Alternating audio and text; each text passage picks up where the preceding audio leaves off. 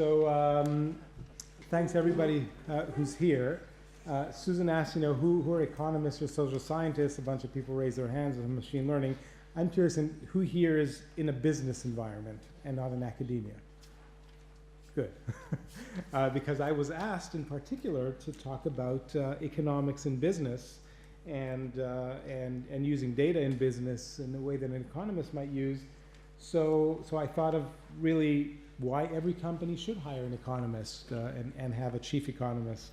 And now when I say chief economist, obviously different companies are going to have different criteria. There's a small startup in San Francisco called BuildZoom, where they have a chief economist who just got his PhD a year and a quarter ago. He's also the only economist. So obviously different companies will adapt. So I'm going to start with an anecdote, with something that happened while I was at eBay. So I spent 2 years full-time at eBay under the very competent leadership of Neil Sundaresan, who's going to be talking soon, who ran the eBay research labs and brought me in to build a small econ team. And in one of the first engagements I had with the company, I sat in a room where a consulting company came. Now, those who raise their hands who are in business, how many of you have interacted with consultants? Okay, yeah, quite a few. I learned something very important when I was at eBay. Nobody gets fired for hiring McKinsey. This is not a McKinsey study, but it's of similar quality, as I might maybe suggest. So what's this slide here? This is literally a slide from the presentation of the consultant. And this consulting company, which was a marketing analytics, big data, give me your marketing analytics data and digital marketing, and we're going to tell you how to spend your money across channels, which is often referred to as either mixed marketing models or mixed media models. And what they said, of all the things that you're doing at eBay, the highest ROI, net ROI, is coming from what you're spending on keyword eBay. You're getting $12.22 for every dollar that you spent, okay? So what does this mean? Well, let me first show you what keyword eBay is. So imagine someone goes to Google and types the keyword eBay in the search. Then this is a snapshot from 2012. Actually, if you do this now, eBay does no longer pay for their keyword eBay, except for in some random countries where there are some people who own the budget that for some reason are let rogue and they don't follow company policy. And what would happen back then is that the first thing, for those again who remember what it used to look like, the ads used to have the yellowish all around it. Now it doesn't look like that. Now there's only a very little thing that says ad. It's made a lot less conspicuous, and we could offline talk about the do no evil thing, but we'll and then right below that is another link that will take you to the exact same place, ebay.com. So what this company told eBay is that paying for this ad is the best thing they could do. For every dollar they spend, they're getting $12. Now, how do they reach that conclusion? Well, it's not a mystery. These consulting companies all do the same thing. Almost any marketing analytics group in a company that has data is going to do the same thing. And they run these big regression models, some more, some less sophisticated. And the reason that they do this is because they believe they're living in this wonderful era, which is the post-Wanamaker era. So John Wanamaker was a famous retailer that around 100 years ago had a very famous quote where he said, "I know that half the money I spent on advertising is wasted, I just don't know which half." And now they believe, well, we solved this problem. Why? Because technology allows any company to track digital advertising. So when someone comes to my site, I know if they came through Google organic search or through Google paid search or through some display ad or some third party. I just know that. Then I know that I could track all that, which is great, and then I'm going to see how visitors behave differently. So in other words, users who clicked on keyword eBay, I see that they buy a lot more than users who didn't click on keyword eBay. That's what the regression tells me. So I could calculate my ROI in a very accurate way. I'm going to use the regression estimates from this differential behavior to ask exactly, like Susan said, what is the effect on this type of person? Then I'm going to use cost per clicks to see how much it costs me. So I have the revenue effect, I have the cost per click, I calculate the ROI, I have 1,200%. Now, if someone would show me any vehicle that I put $1 in and I get $12 back, I just take all my money, I'd sit there, I'd put $1 in, I'd take 12 out, you know?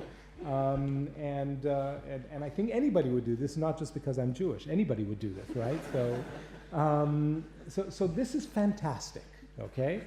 And when we're using the word fantastic here, we usually use it, and here I'm consulting Google for the definition, in its second definition, extraordinarily good or attractive.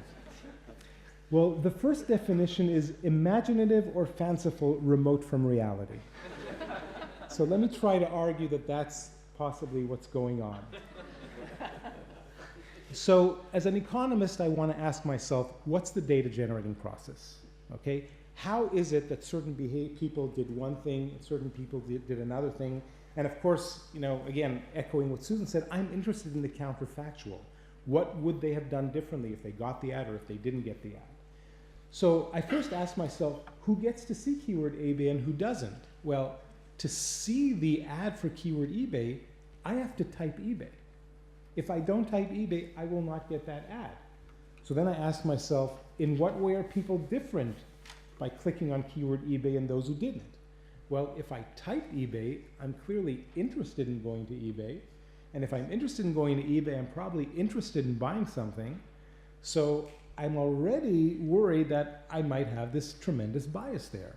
And for those who went to the session on econometrics, Randall Lewis mentioned the work that he did on activity bias. This is a form of an activity bias. The fact that I'm engaged in the activity of typing eBay means that I'm already biased towards buying something on eBay. So if I really want to calculate the true return on investment, I need to know what would be different by serving an ad to someone who typed or didn't type eBay compared to not serving an ad to someone who typed or didn't type eBay. That is the right analysis, not the raw data the way it's generated. And the only way to have that counterfactual is with experimentation. And this is what I find fascinating about very sophisticated companies is you're going to have the product and engineering people on one side of the company. These people do A/B testing all the time, okay? They decide maybe pink is a better background color. They'll do an A/B test. Should we make the pictures bigger? We'll do an A/B test. On the business side, marketing, sales, nobody does A/B testing. Why? Because there's no reason, okay? Now, they don't want to lose their budget, yes. So we really need to be more sensitive to doing this A/B testing.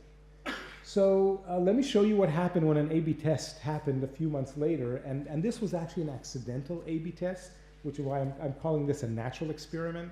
What happened was one marketing team that was engaged with Bing and Yahoo, not the marketing team engaged with Google, decided that they're maybe paying too much, so they stopped paying for it in order to create a better bargaining position when they go back to the table. But that's all we needed to have a clean experiment. So what you see here in these two lines, this is the daily clicks, this is the count of clicks on the second listing, which is the non-paid search, the organic search. This is the number of clicks on the paid search. So first of all, it's interesting, just out of curiosity, how many people here never click on ads? Okay? Indeed, most people, okay, 2/3 of the people never click on that first ad, even when it's there, because they know exactly where they're going. But about 1/3 of the people click on those ads.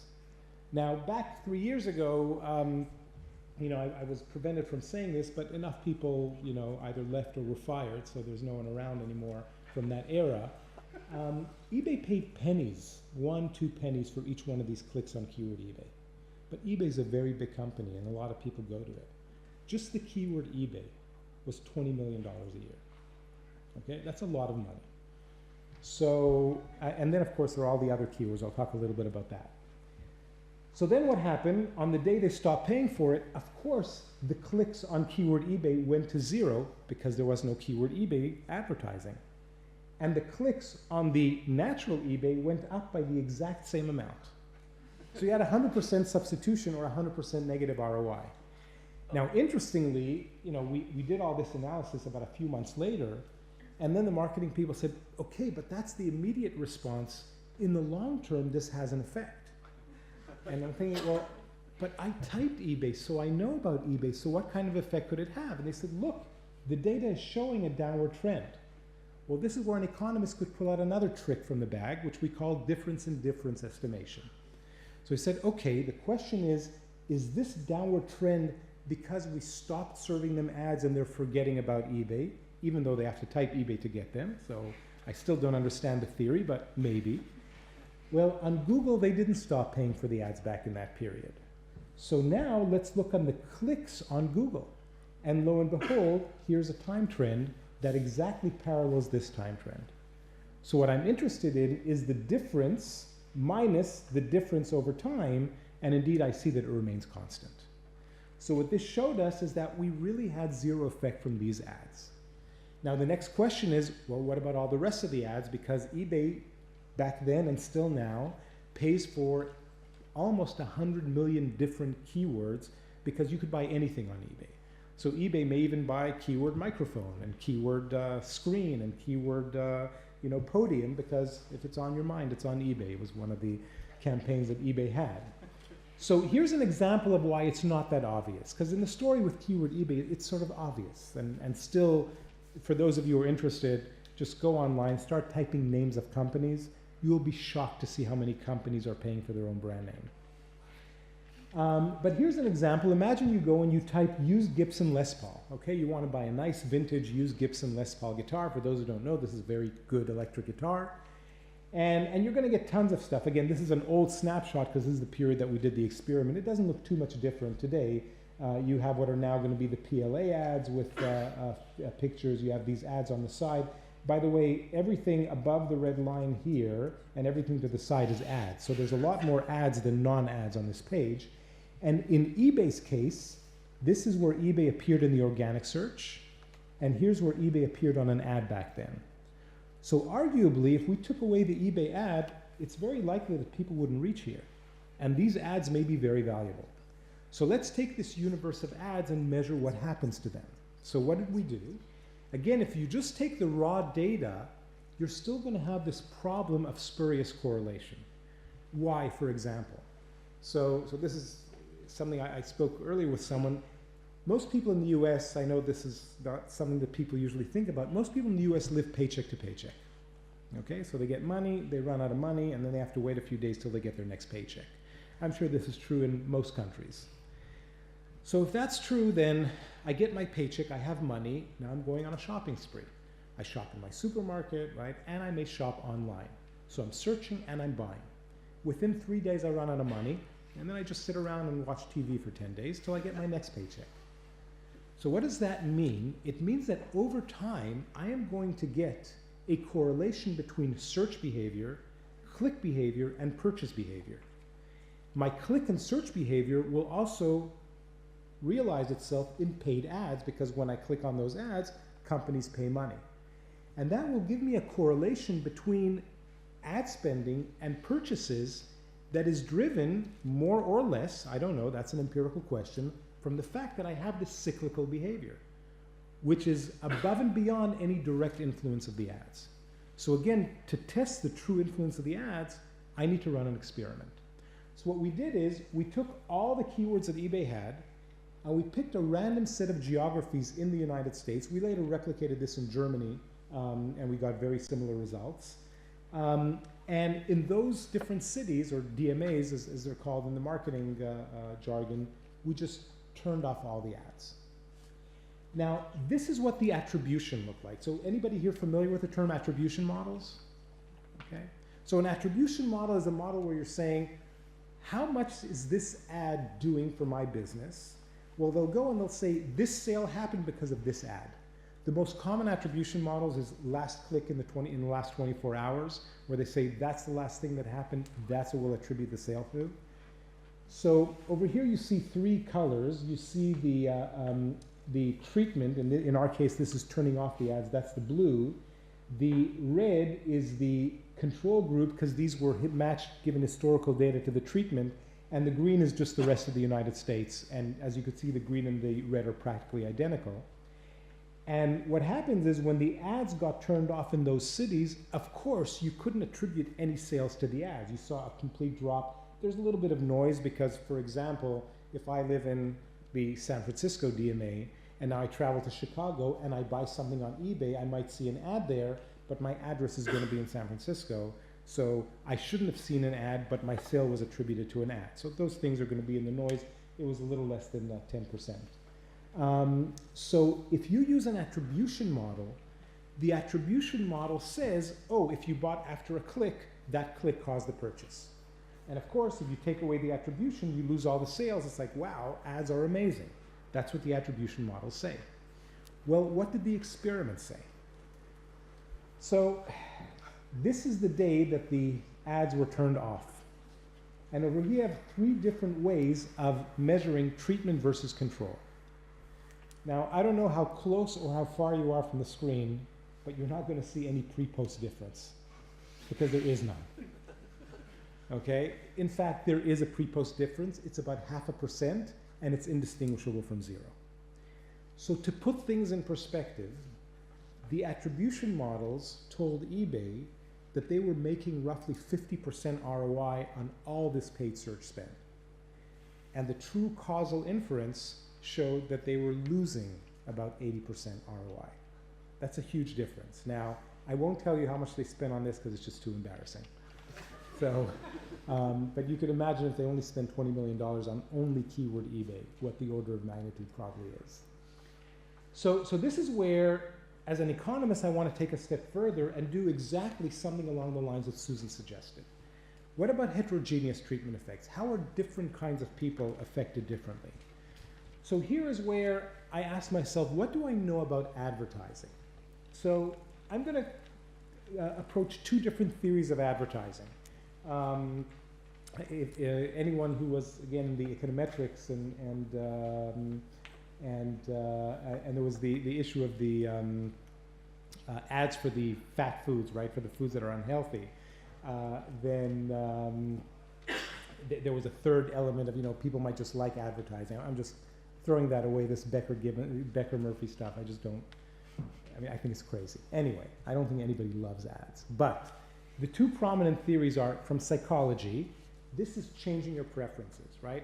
I'm showing you an ad, I'm kind of putting my hand in your brain, I'm twisting something, and I'm making you like something that you didn't like. I don't have, as an economist, anything intelligent to say about that, okay? But economists have another theory of advertising, which is the informative advertising theory, which says that if you don't know about my product and I show it to you, you're learning something, and that might affect you. And if you know about my product, my ads are worth nothing because I'm just telling you something that you already knew. So the theory of informative advertising suggests that advertising should work on people who don't know about my product, and it should have no effect for those who do. And here I'm not taking the machine learning approach. I know what I'm trying to look for. The question is, could I find proxies for that? So what we do in the data is we're using historical behavior as proxies. So for example, people that only purchased nothing or 1 unit in the past year, they probably are uninformed about what eBay has to offer. People who purchased 2 items, they visited eBay twice, they might be slightly informed. People who purchased 3, they're maybe even more informed. And people who purchase 4 and more, yeah, they just know about eBay and everything.